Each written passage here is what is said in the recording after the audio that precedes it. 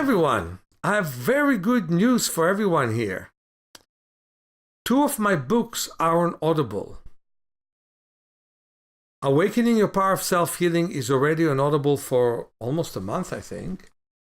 And as of the last very few days, Movement for Self-Healing is on Audible. I want to just remind you of what Movement for Self-Healing is about. My development as a therapist that was done through a lot of experimentation, a lot of pain, and more than that, a lot of triumph. It was wonderful when I started to work with Vered, who had polio. And she met me at university. I was 18 and she was 23. And with faith, she came to my therapy. She had 5 surgeries. They emptied one of her toes from bone and put cement instead. They intended to cut the toe off when there's too much pain. They did 4 other surgeries and they hurt her tremendously. So I remember that massaging her scars was very, very painful for her. And so I had to massage it in the air. The biggest thing that I've learned is how much she enjoyed movement that she could do. She would drag her weak leg, drag it and drag it and drag it. And it was a very hard scene for her. But once I taught her to exercise in a bathtub, she just stayed in a bathtub for 2 to 4 hours a day. Abducting means extending sideways and adducting her legs, bending and straightening her legs. And I remember going with her to the sea. She would fall from the smallest wave. But then where I would hold her hands and she would bend and straighten her legs, it's the first time she could bend them as high as a hip joint is. And within a year and a half, she could lift her leg without dragging it. I had many other stories about Vered which were really amazing. But in this book, you're learning slowly but surely how I worked with many, many different clients and how wonderful the triumph of working with them was. So it will be an amazing experience for you to sit down. Maybe you do what I do, which is palm. Rub your hands and put your hands around the eye orbits. Breathe deeply and just listen to the stories now that they're on Audible. And by the way, they're also on CDs. Many blessings, Meir. Chapter 5. Vered, Learning from Polio. Because I was now working with patients, the issue of credentials arose. Several friends and family members told me that I could be jailed for practicing medicine without a license. So the summer following high school, I began to look into schools of physical therapy. One admissions director told me that I couldn't study at his school because of my vision problems.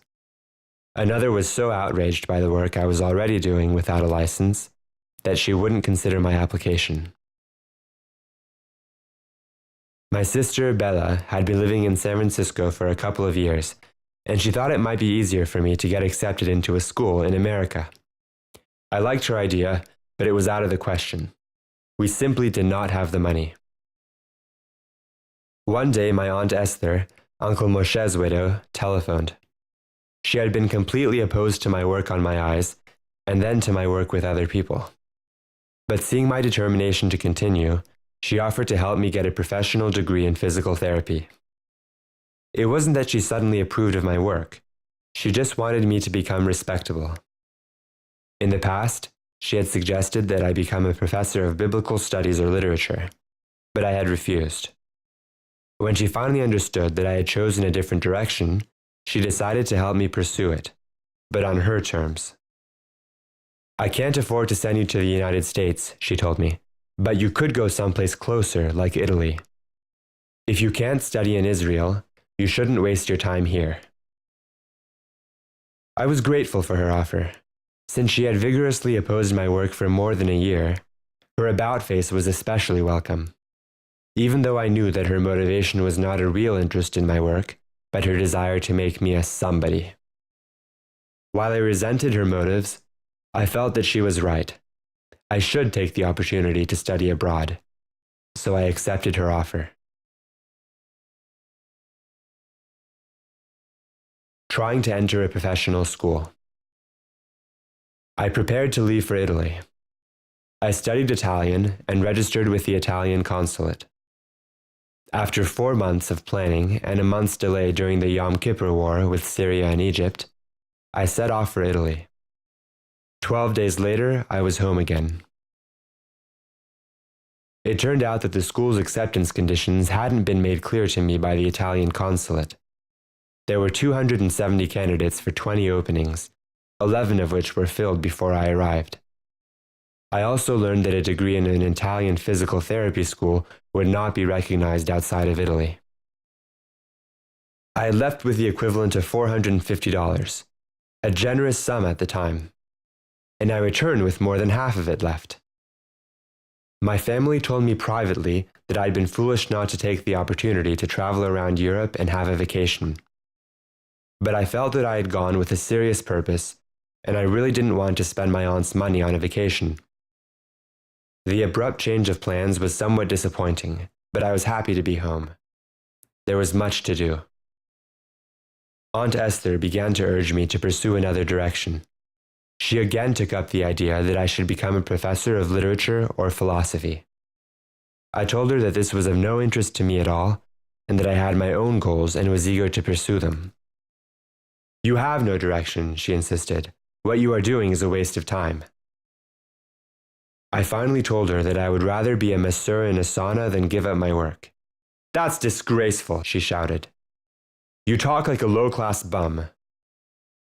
I was amused that my aunt, a founder of the Israeli Socialist Workers' Party, was suddenly so class-conscious.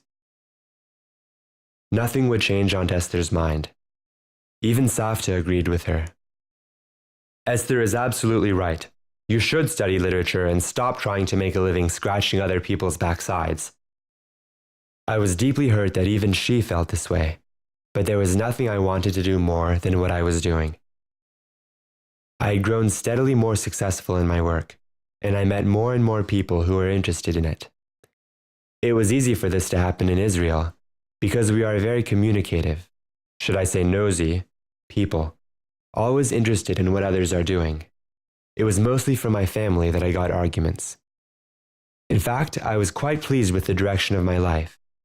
I even had a real girlfriend, a beautiful girl named Yafa, who listened to my problems with sympathy and love. Her compassion helped me carry on in spite of the stress, and my work itself continued to be a great source of satisfaction. Miriam always did her best to help me. The period when she was avoiding me turned out to be brief. One day, she arranged for me to meet a licensed physical therapist who worked in a hospital. He suggested that I try to get into a school of physical therapy for the blind in England. This sounded like a good idea, but for now I wanted to stay in Israel. In the fall of 1973, I enrolled at Bar Ilan, a religious university outside Tel Aviv. I wanted to get into the biology program, but all of the science departments were full by the time I registered, so I enrolled in the philosophy department.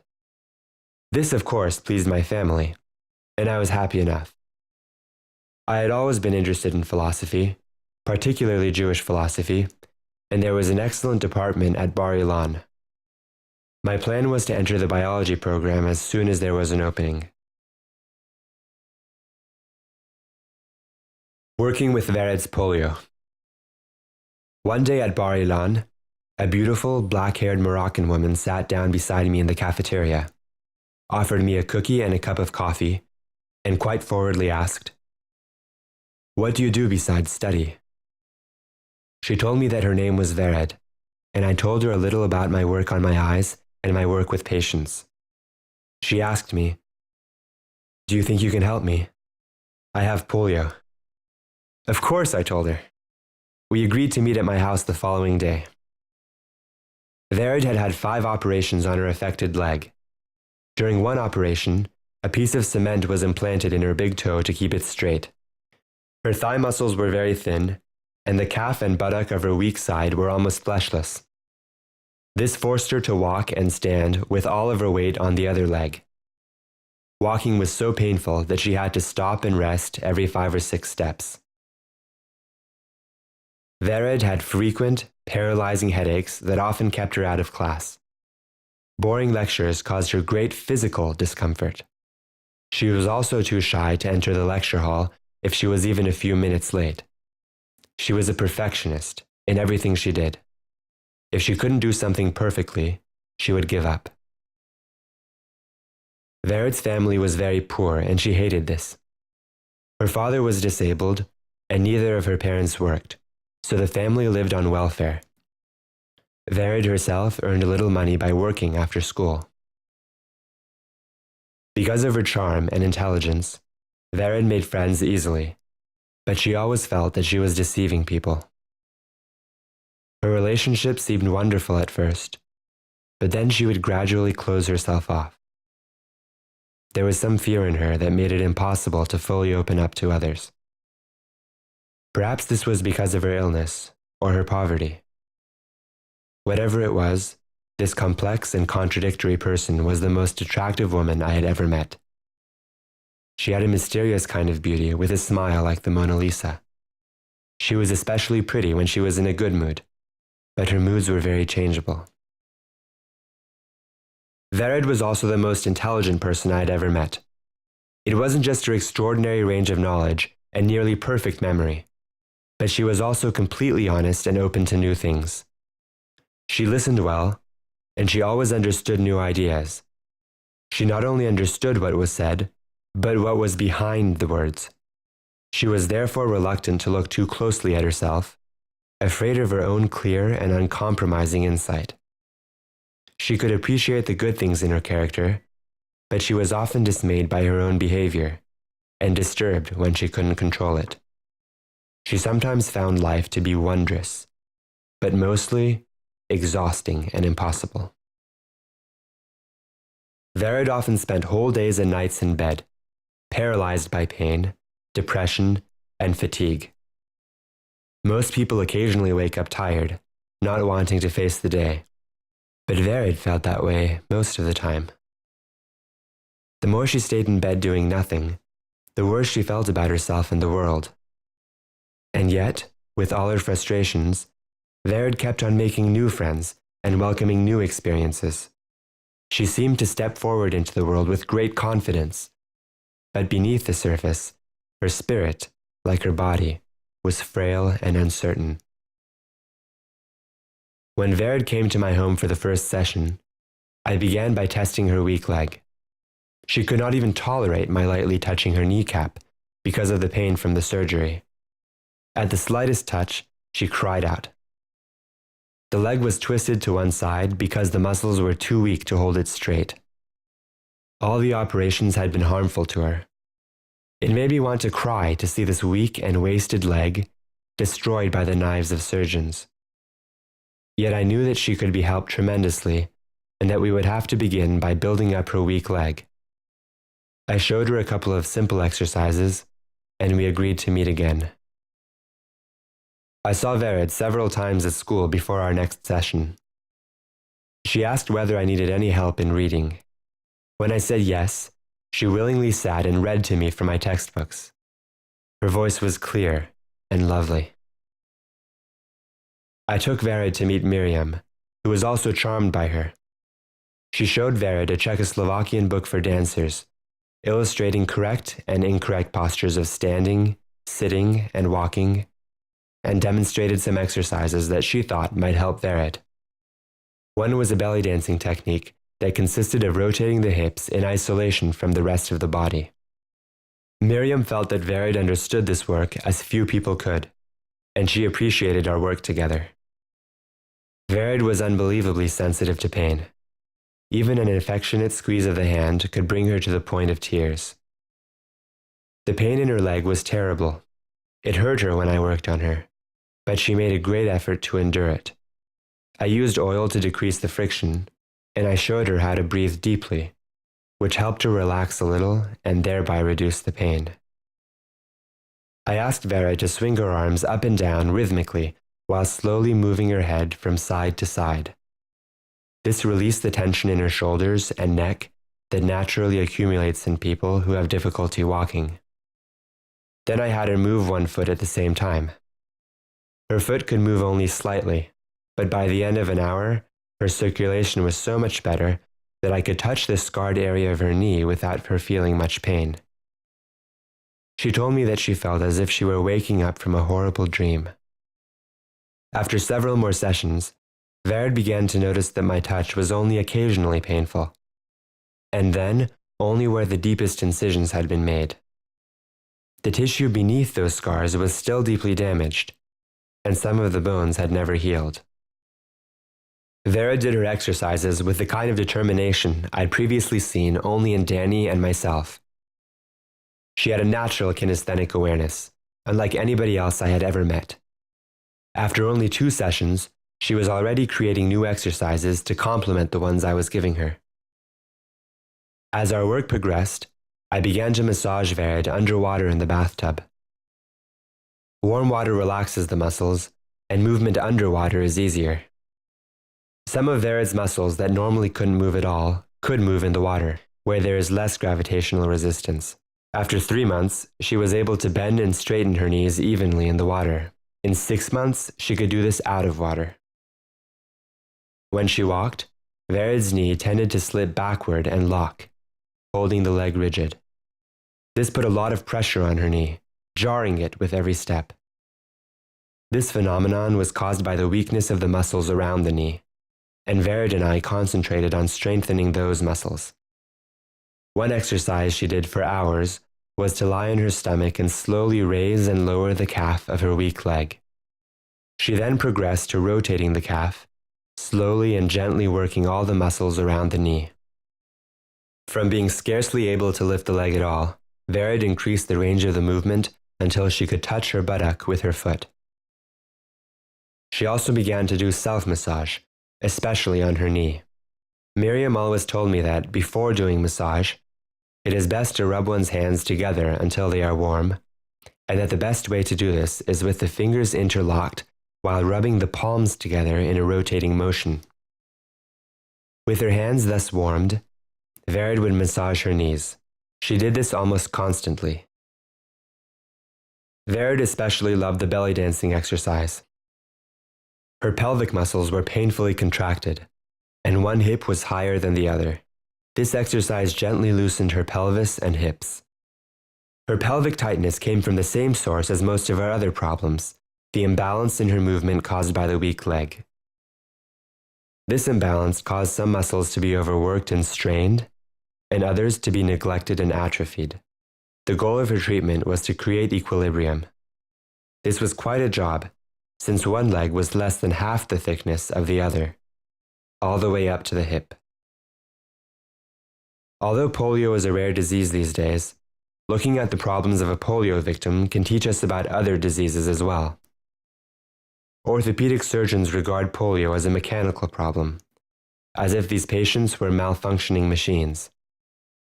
They cut into muscles, lengthening some and shortening others, breaking bones, moving bits of bone from one limb to another.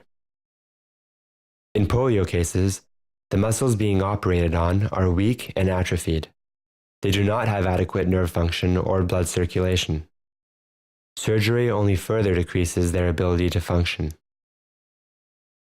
Many physical therapists try to activate a polio patient's muscles, but they don't emphasize balanced movement. Patients are told to bicycle or swim or do some other therapeutic exercise, but nothing is done to change their habitual ways of moving and using their bodies, their breathing, or their mental conceptions about movement. Instead of suggesting fundamental changes, physical therapists often try to help their patients improve by prescribing strenuous activities. They encourage heavy use of already strong limbs rather than trying to strengthen the weak ones for the simple reason that they don't think it's possible to strengthen the weak limbs. This is similar to the way my teachers wanted me to neglect my eyes. Today, we are seeing the results of this imbalanced approach in the form of heart attacks and strokes among polio patients, a result of what doctors call post-polio syndrome. This condition seems to be caused by overexertion of one part of a polio patient's body, an arm or a leg, during the course of therapy or exercise. Vered and I were trying to change the entire way her body worked, to build up muscles that had partially atrophied, and to encourage hitherto unused muscles to do the work of the degenerated muscles. We tried to balance her movement so that her two legs could work together, equally and in coordination. Vered worked on this with both physical exercises and mental awareness. Each time she released part of her body from its habitual tension, she realized that she could, indeed, change her condition for the better. This experience transformed her attitude toward herself and her disease. A small shift in attitude can make the difference between improvement and deterioration. Vered's exceptional intelligence and her ability to assimilate new ideas were assets in her therapy. She was always creating new exercises for herself, which I was then able to use with other patients with excellent results. I would ask her to visualize her weak leg being strong and healthy, and to picture herself walking as though she had two normal legs. The results were astounding. The difference in size between her two legs visibly decreased. Like almost everyone with weak legs, Vered had always tensed her arms and shoulders when she walked. But through breathing and slow leg exercises, alternating the two legs so that neither would become tired, she released much of this tension. Vered and I often went to the beach to exercise, first walking in shallow water to accustom her to the movement of the waves, then wading in up to our waists. There she would stand, lifting one knee at a time to hip level. Out of the water, she could barely lift her leg at all, but in the water, it was easy. This trained her weaker leg to lift itself with its own muscles, and it helped break her habit of dragging it along when walking on land. The muscles were there. They just needed the right conditions in order to develop. When I first met Vered, she needed to rest every 5 or 6 steps when she walked.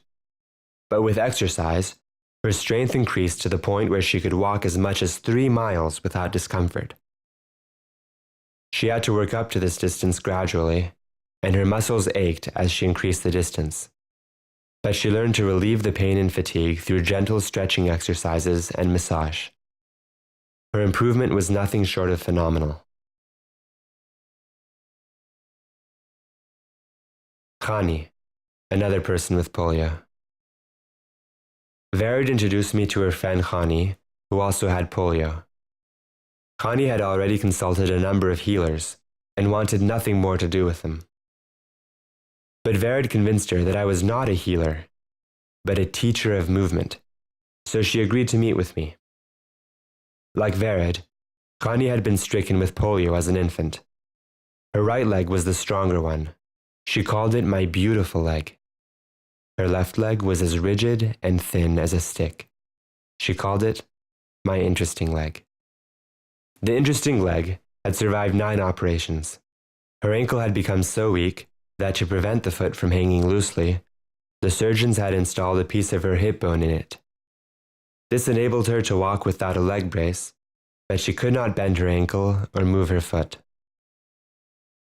Khani was attractive, but the damage to her leg had injured her self-esteem.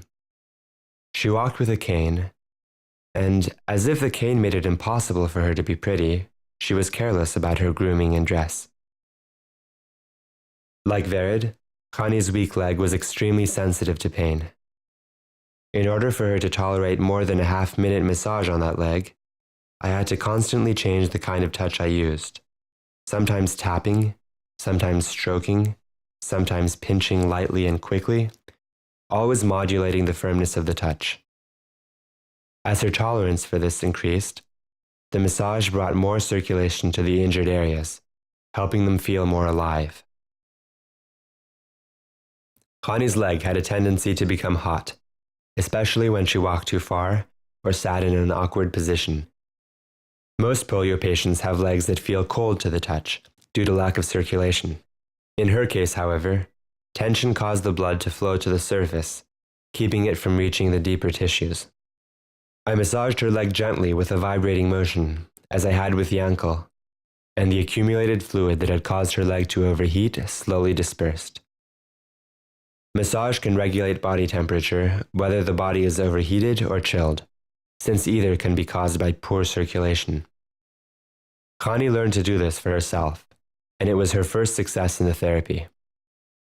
Although she had been skeptical, once she began to see some improvement, she was eager to continue with the treatment. As she spent more time working on herself, I noticed that she also took better care of her appearance.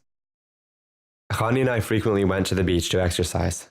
This would have been healthy for her, even if only for the sunshine and the cleansing sea air. But my main purpose was to help her adapt to different walking conditions.